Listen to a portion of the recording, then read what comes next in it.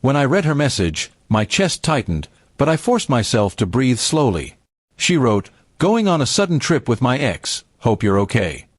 My fingers hovered over the screen, and instead of anger, I typed back calmly, "No problem." She had no idea what those 2 words really meant. We had been together for 3 years, and I had given her my loyalty, my trust, and my future plans. I thought we were building something lasting. But lately, I had sensed her drifting away. Her late replies, her fake excuses, and the way she avoided eye contact told me everything. Her message only confirmed what my instincts already knew. I didn't confront her. I didn't beg her to stay. Instead, I decided to stay silent and act wisely.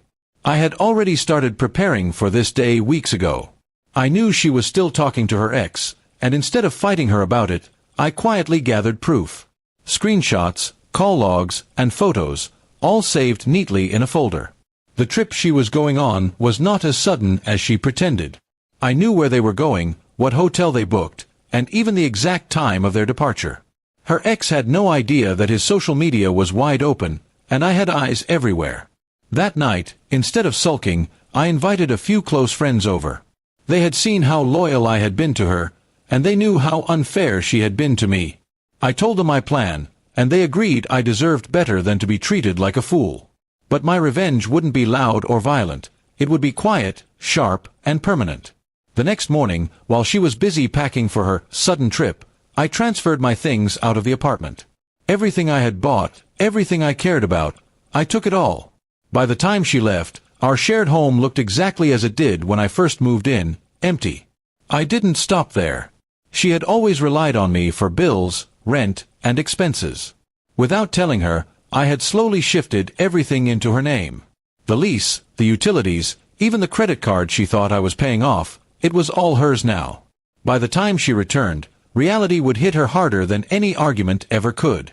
As she enjoyed her trip with her ex, posting smiling pictures on her private story, I sent a single email to her parents. Attached were the screenshots and evidence of her affair.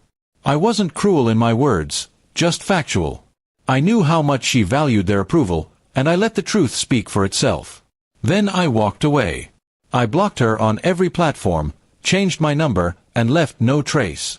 To her, it would look like I vanished overnight, leaving only the silence she thought I would never give her.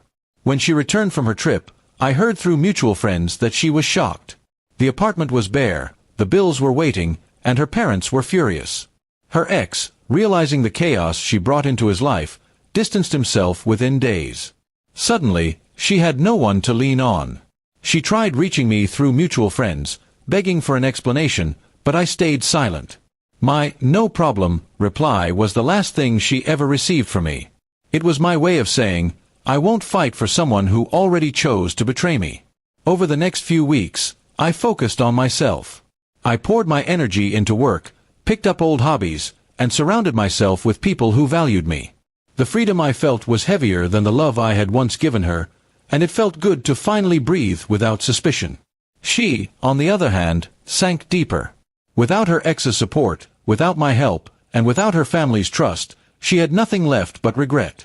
People told me she cried, saying she wished she had never sent that message. But life doesn't rewind. Choices come with consequences. Months later, I saw her once by chance. She looked older, tired, and broken. She tried to smile at me, but I simply nodded and walked past. The chapter was closed, and I had no interest in reopening it. In the end, her trip with her ex cost her everything. And all it took from me was 2 words, "No problem."